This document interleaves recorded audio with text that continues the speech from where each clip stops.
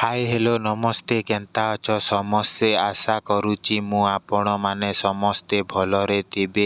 ତ ପାର୍ଟ 1ରେ ଆପଣମାନେ ଦେଖିଛନ୍ତି ମୁଁ ଆଉ ମୋ ମାଉସୀ ପାର୍କ ଭିତରେ କେମିତି ମଜା କରୁଥିଲୁ। ତାପରେ କ'ଣ ହେଲା ଏବେ ପାର୍ଟ 2ରେ ମୁଁ ଆପଣମାନଙ୍କୁ କହିବି।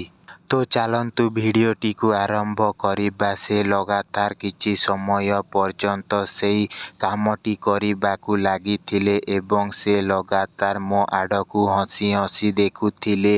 କିନ୍ତୁ ସେହି ସମୟରେ କିଏ ଜଣେ ଆମ ଆଡ଼କୁ ଆସିବାର ଦେଖି ମାଉସୀ ମୋ ହାତକୁ ଏବେ ନିଜ ଛାତିରୁ ହଟାଇ ଦେଲେ। ଏବେ ସେ ମୋତେ କହିଲେ ଯେ ଯଦି ତୁମେ ମୋ ସହିତ ଆହୁରି କିଛି କରିବାକୁ ଚାହୁଁଛ ତେବେ ଏବେ ଏଠାରେ ନୁହେଁ, ଆଜି ରାତିରେ ତୁମେ ମୋ ରୁମକୁ ଆସିଯିବ।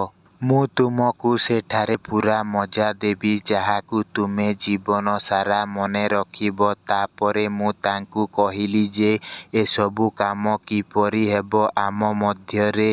ହୋଇପାରିବନି, ତୁମର ରୁମରେ ତ ଏବେ ମଉସା ମଧ୍ୟ ଥିବେ। ତାପରେ ସେ କହିଲେ ଯେ କିଛି ସମୟ ପୂର୍ବରୁ କୌଣସି ଜରୁରୀ କାମରେ ବାହାରକୁ ଯାଉଛନ୍ତି ଏବଂ 3-4 ଦିନ ପରେ ଫେରିବେ। ତ ସେଥିପାଇଁ 3-4 ଦିନ ପର୍ଯ୍ୟନ୍ତ ମୁଁ ଏକା ରହିବି। ତେଣୁ ଏବେ ଆମେ ନିଜର ମର୍ଜିରେ ଯାହା ଚାହିଁବା ତାହା କରିବା। ତାପରେ ମୁଁ ତାଙ୍କର ସମସ୍ତ କଥା ଶୁଣି ବହୁତ ଖୁସି ହୋଇଗଲି। କହିଲି ଯେ ହଁ ଠିକ୍ ଅଛି ଏବେ। ତାପରେ ଆମେ ଦୁହେଁ ପୁଣି ଖେଳିବାକୁ ଲାଗିଲୁ। କିନ୍ତୁ ଏବେ ମୋ ମନରେ କେବଳ ସେଇ କଥାଗୁଡ଼ିକୁ ଘୂରି ବୁଲୁଥିଲା ଏବଂ ମୋର କୌଣସି କାମରେ ମନ ବି ଲାଗୁନଥିଲା।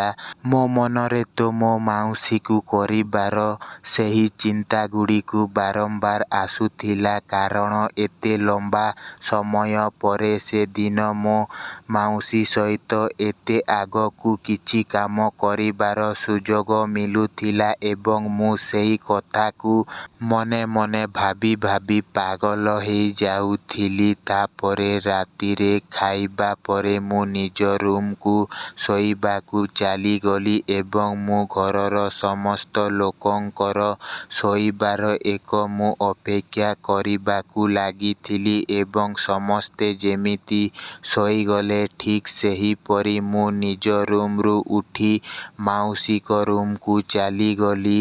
ସେଠି ଯାଇ ମୁଁ ଦେଖିଲି ଯେ ସେତେବେଳେ ସେମାନଙ୍କ ରୁମରେ ଗୋଟେ ଛୋଟ କମ୍ ଆଲୋକର ବଲ୍ ଜଳୁଥିଲା ଏବଂ ସେତେବେଳେ ମୋର ହଟ୍ ସେକ୍ସି ମାଉସୀ ଖଟରେ ଶୋଇଥିଲେ। ମୁଁ ହିମ୍ମତ କରି ସେମାନଙ୍କ ପାଖକୁ ଗଲି ଏବଂ ଏବେ ମୁଁ ସେମାନଙ୍କ ବେକରେ ହାତ ଦେଇଦେଲି ଏବଂ ସେମାନଙ୍କୁ ସୁହାରିବାକୁ ଲାଗିଲି। ଏବେ ମୁଁ ଦେଖିଲି ଯେ ସେ ନିଦରେ ନଥିଲେ ଏବଂ ଏବେ ସେ ଖଟରୁ ଉଠି ମୋତେ ନିଜର ବାହୁରେ ଜାବୁଡ଼ି ଦେଲେ ଏବଂ ସେ ମୋତେ ଚୁମା ଦେବାକୁ ଲାଗିଲେ ଏବଂ ମୁଁ ମଧ୍ୟ ଜୋଶରେ ଆସିଗଲି ସେମାନଙ୍କର କିସ୍ର ଜବାବ ନିଜ ତରଫରୁ ଦେବାକୁ ଲାଗିଲି। ବହୁତ ସମୟ ପର୍ଯ୍ୟନ୍ତ ଆମେ ଦୁଇଜଣ ଅନ୍ୟ ଅନ୍ୟଙ୍କୁ କିସ୍ ଓ ଚୁମା ଦେବାକୁ ଲାଗିଲୁ। ତାପରେ ସେ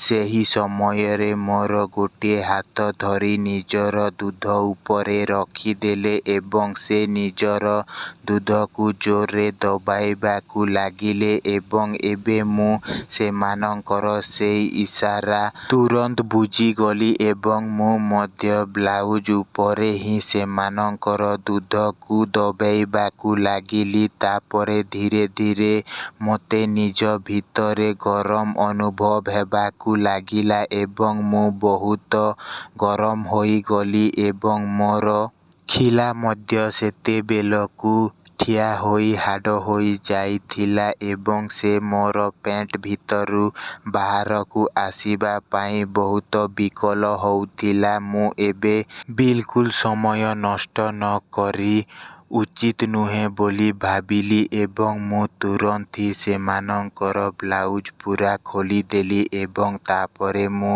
ସେମାନଙ୍କର ବ୍ରାକୁ ମଧ୍ୟ ଖୋଲିଦେଲି। ସେମାନଙ୍କର ଗୋରା ସେକ୍ସି ଶରୀରରୁ ଅଲଗା କରିଦେଲି, ଯାହାର କାରଣରୁ ଏବେ ସେମାନଙ୍କର ସେହି ଦୁଇଟି ଦୁଧ ମୋ ଆଗରେ ବିଲକୁଲ ନଙ୍ଗଲା ହୋଇଥିଲା। ସେଗୁଡ଼ିକୁ ବହୁତ ଆକର୍ଷଣ ଦେଖାଯାଉଥିଲା, ଯାହାକୁ ଦେଖି ମୋ ଲାଳ ଥିପିବାକୁ ଲାଗିଥିଲା।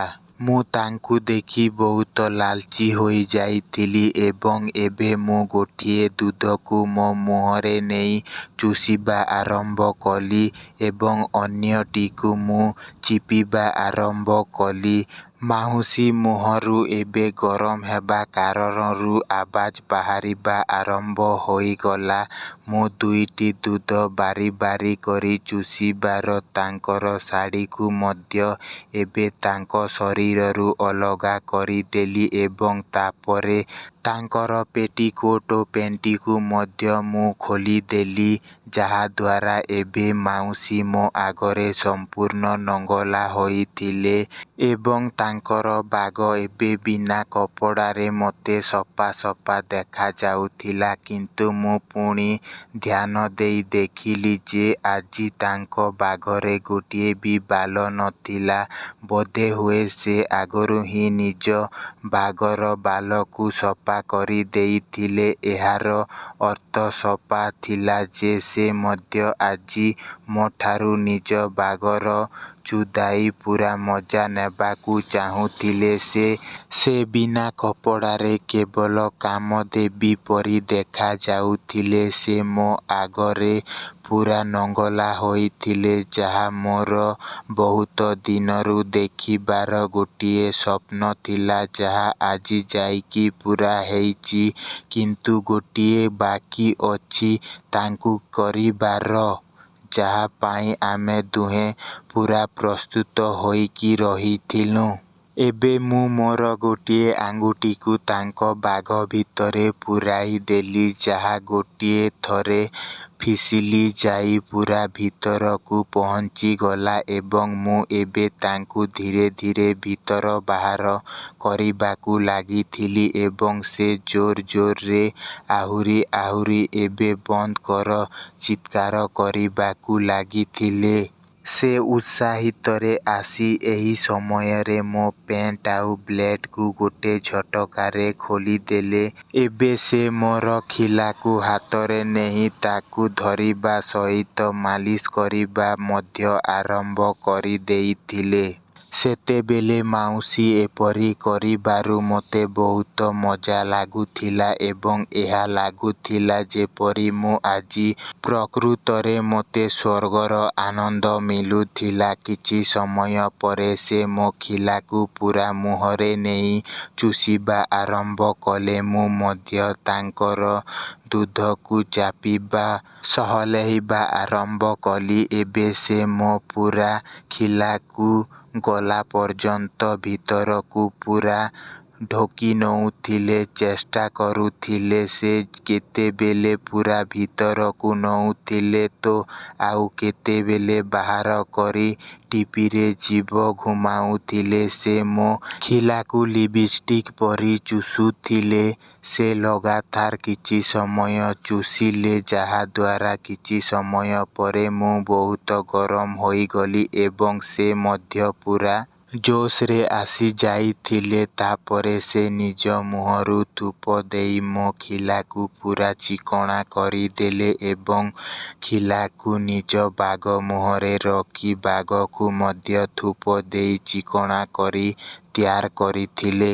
ତାପରେ ପୁଣି ସେ ମୋ ଖିଲାକୁ ମୁହଁରେ ଭରି କରି ଚୁଷିବାକୁ ଲାଗିଲେ। ସେତେବେଳେ ମୁଁ ତାଙ୍କ ବାଗର ଦାନାକୁ ଗୋଟିଏ ଆଙ୍ଗୁଠିରେ ଠେଲୁଥିଲି ଆଉ ସହଲାଉଥିଲି। ଏହାଦ୍ୱାରା ତାଙ୍କ ମୁହଁରୁ ହାଲୁକା ହାଲୁକା ଆବାଜ ବାହାରୁଥିଲା। ତାପରେ ମାଉସୀ ମୋ ଖିଲାକୁ ମୁହଁରୁ ବାହାର କରି ହାତରେ ଧରି ବାଗ ମୁହଁରେ ରଖିଦେଲେ ଏବଂ ମୋତେ କହିଲେ, "ଆଜା ମୋର ରାଜା, ଆଜି ତୁ ମୋ ବାଗର ମଜା ନେ।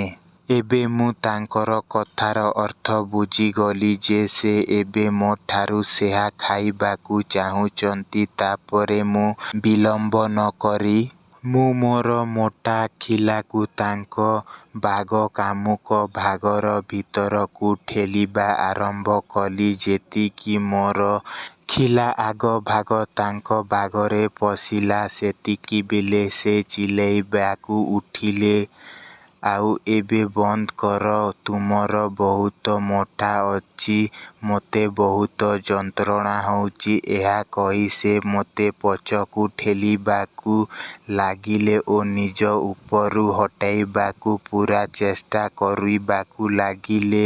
କିନ୍ତୁ ମୁଁ ନ ଶୁଣି ମୁଁ ତାଙ୍କର ପତଳା ଗୋରା ଅଣ୍ଟାକୁ ମୋର ମଜବୁତ ହାତରେ ଚାପି ଧରି ଜୋରରେ ଠେଲା ଦେଲି। ମୋର ପୂରା ଖିଲା ତାଙ୍କ ବାଗ ଭିତରେ ପୂରା ପଶିଗଲା। ଯେତେବେଳେ ପୂରା ଖିଲା ବାଗ ଭିତରରେ ପହଞ୍ଚିଲା, ସେ ମୋତେ କଷିକି ନିଜ ବାହୁରେ ଜାବୁଡ଼ି ଧରିଲେ। ମୁଁ କିଛି ସମୟ କିଛି କରିଲିନି, ସେମିତି ରହିଗଲି। କିଛି ସମୟ ପରେ ମୁଁ ଠେଲା ଦେବା ଆରମ୍ଭ କଲି, କିନ୍ତୁ ସେ ମୋତେ ଧକ୍କା ଦେବାରୁ ସେ କହିବାକୁ ଲାଗିଲେ, ପ୍ଲିଜ୍, ମୁଁ ଏବେ ଏହି ଯନ୍ତ୍ରଣା ସହିପାରୁନାହିଁ, ତୁମେ କିଛି ସମୟ ପାଇଁ ରହିଯାଅ। ମୁଁ କହିଲି, ହଁ, ଠିକ୍ ଅଛି। ତାପରେ ମୁଁ ରହିଗଲି ଓ ତାଙ୍କର ଦୁଧଗୁଡ଼ିକୁ ଚାପିବା ଆରମ୍ଭ କରିଦେଲି। ତା ସହିତ ତାଙ୍କର ନରମ ରସଭରା ଓଠକୁ ଚୁଷିବାକୁ ଲାଗିଲି। କିଛି ସମୟ ପରେ ଯେତେବେଳେ ସେ ନିଜେ ନିଜେ ଯନ୍ତ୍ରଣା କମିବା ପରେ ନିଜ ଗାଣ୍ଡିକୁ ଉଠେଇବାକୁ ଲାଗିଲେ, ମୁଁ ବୁଝିଗଲି ଯେ ସେ ଏବେ ପୂରା ମଜ୍ଜାରେ ଆସିଯାଇଛନ୍ତି। ତାପରେ ମୁଁ ଜୋର ଜୋରରେ ଧକ୍କା ଦେବା ଆରମ୍ଭ କଲି। ମୋର ଏହି ସ୍ପିଡ୍ ଗତି ଯୋଗୁଁ ତାଙ୍କର ପୂରା ଶରୀର ହଲିବାକୁ ଲାଗିଲା। ମୁଁ ତାଙ୍କ କମଲକୁ ଧରି ଲଗାତାର ଜୋର ଜୋରରେ ଧକ୍କା ମାରିଲି। କିଛି ସମୟ ପରେ ସେ ମୋତେ ଏବେ କହୁଥିଲେ, ଆଉ ଭିତରକୁ ପଶାଅ, ଏମିତି ହିଁ ମୁଁ ଏବେ ବହୁତ ମଜ୍ଜା ପାଉଛି। ତୁ ଭଲରେ କରୁଛୁ। ହଁ, ପୂରା ଗଭୀର ପର୍ଯ୍ୟନ୍ତ ପୂରା ଢୁକାଇଦେ। ମୁଁ ବହୁତ ଦିନ ପରେ ଏମିତି ମୋଟା, ଲମ୍ବା, ଦମଦାର ଖିଲା ପାଇଛି, ଯାହା ମୋ ଆଶା ଅପେକ୍ଷା ବି ଅଧିକ ଶକ୍ତିଶାଳୀ ହୋଇଛି। ନହେଲେ ଏବେ ପର୍ଯ୍ୟନ୍ତ ତୋର ମଉସାତ କେବେଠୁ ଥଣ୍ଡା ହୋଇ ମୋ ଚୁଦାଇକୁ ଅଧାରେ ଛାଡ଼ି ଦେଇଥାନ୍ତେ। ତାଙ୍କର ଏହି ଜୋଶଭରା କଥା ଶୁଣି ମୁଁ ଆହୁରି ଜୋରରେ ଧକ୍କା ଦେବାକୁ ଲାଗିଲି, ଯାହାଦ୍ୱାରା ସେ ବହୁତ ଖୁସି ହେଉଥିଲେ ଏବଂ ମୁଁ ବି ନିଜର ଖିଲାକୁ ତାଙ୍କର କଲା ବାଗ ଭିତରେ ଭରିକି ମୋତେ ବି ବହୁତ ମଜ୍ଜା ଲାଗୁଥିଲା। ଦୁଇଟି ପିଲାର ମା' ହେବା ପରେ ବି ତାଙ୍କର ବାଗ କୌଣସି କୁଆଁରୀ ବାଗରୁ କମ୍ ନଥିଲା। ତାପରେ ପ୍ରାୟ 20 ମିନିଟ୍ ଧରି ଆହୁରି ଧକ୍କା ଦେବା ପରେ ଆମେ ଦୁହେଁ ଏକା ସାଙ୍ଗରେ ଝଡ଼ିଗଲୁ। ଏବେ ମୁଁ ଥକିଯାଇ ତାଙ୍କ ଉପରେ ହିଁ ଶୋଇଗଲି ଏବଂ ତାଙ୍କର ଦୁଇଟା ଦୁଧକୁ ଖାଇବାକୁ ଲାଗିଲି। ଏବେ ସେ ମୋତେ ପଚାରିଲେ, କାହିଁକି ମୋର ଚୋଦାଇ କରିବାରେ ତୋତେ ମଜ୍ଜା ଲାଗିଲା? ଏବେ ମୁଁ ମୁଣ୍ଡ ହଲାଇ ଇସାରା କଲି ଏବଂ ତାପରେ ତାଙ୍କ ସହ ଚିପକିଗଲି। ଏବେ ସେ ମୋତେ କହିଲେ ଯେ ଏହି ଚୁଦାଇରେ ମୁଁ ବି ବହୁତ ମଜ୍ଜା ପାଇଛି, କାରଣ ତୋର ଖିଲାରେ ଅଧିକ ସମୟ ରହିବାର ତାକତ ଅଛି। ଏହା ମୋତେ ବି ପୂରା ଥଣ୍ଡା କରିଦେଇଛି। ତୁ ବହୁତ ମଜ୍ଜାଦାର କରୁଛୁ, ଆଉ ମଜ୍ଜା ଦେବା ବି ଜାଣିଛୁ। ତେଣୁ ଏବେଠାରୁ ଯେତେବେଳେ ତୋର ମନ ହେବ ମୋତେ କରିବାକୁ ହେବ, ତୁ ମୋତେ କରିବାକୁ ଆସିଯିବୁ। ଆଜିଠାରୁ ଏହି ବାଗ ତୋର ହୋଇଗଲା ଏବଂ ଏହା ପରେ ତୋର ପୂରା ହକ୍ ଅଛି, କାରଣ ମୁଁ ବି ତୋର ଖିଲା ପ୍ରତି ଫିଦା ହୋଇଯାଇଛି। ତାକୁ ନିଜ ବାଗରେ ନ ନେଇ ମୋତେ ବି ଏବେ ନିଦ ଆସିବ ନାହିଁ। ସାଙ୍ଗମାନେ ଏହି ଥିଲା ମୋର ପ୍ରଥମ କରିବା। ଏହାପରେ ଏବେ ପର୍ଯ୍ୟନ୍ତ ମୁଁ ତାଙ୍କୁ ଅନେକ ଥର କରିଛି ଯେଉଁଥିରେ ସେ ମୋତେ ପୂରାପୂରି ସାଥ୍ ଦେଉଛନ୍ତି ଏବଂ ମୁଁ ତାଙ୍କୁ କରି ପୂରା ସନ୍ତୁଷ୍ଟ କରୁଛି। ସେହି ରାତିରେ ହିଁ ମୁଁ ତାଙ୍କୁ 3 ଥର କରିଥିଲି। ତାପରେ ବହୁତ ରାତିରେ ନିଜ ରୁମ୍କୁ ଆସି ବହୁତ ଶାନ୍ତିରେ ଗଭୀର ନିଦରେ ଶୋଇଗଲି। ପରଦିନ ସକାଳେ ମୋ ମାଉସୀ ଆସି ମୋତେ ନିଦରୁ ଉଠାଇଲେ।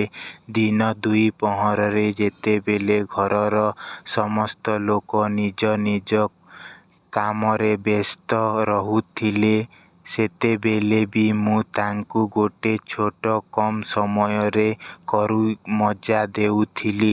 ଏବେ ମୁଁ ତାଙ୍କର ଗାଣ୍ଡିରେ ବି ଗୋଟେ ଥର ନିଜର ଖିଲାକୁ ପୂରେଇବାକୁ ଚାହୁଁଛି, କିନ୍ତୁ ସେ ପ୍ରତ୍ୟେକ ଥର ମୋତେ ଏହି କାମ ପାଇଁ ସଫା ମନା କରିଦିଅନ୍ତି। ସେ କୁହନ୍ତି ଯେ ଯେତେବେଳେ ପ୍ରଥମ ଥର କଲ ସେଥିପାଇଁ ବହୁତ ମୋର କଷ୍ଟ ହେଲା। ସେହି ସମୟରେ ତାଙ୍କୁ ଏତେ ଯନ୍ତ୍ରଣା ହୋଇଥିଲା।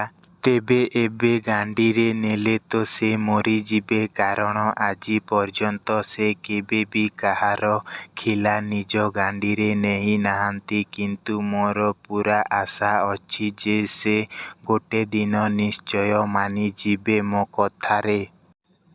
ସେହି ସ୍ୱପ୍ନ ବି ମୋର ପୂରା ହେଲାବେଳେ ମୁଁ ଆପଣମାନଙ୍କୁ ନିଶ୍ଚୟ କହିବି। ଭିଡ଼ିଓଟି ଭଲ ଲାଗିଥାଏ ତାହେଲେ ଭିଡ଼ିଓଟିକୁ ଲାଇକ୍, ସେୟାର ଆଉ ଚ୍ୟାନେଲଟିକୁ ସବସ୍କ୍ରାଇବ୍ କରନ୍ତୁ। ଧନ୍ୟବାଦ।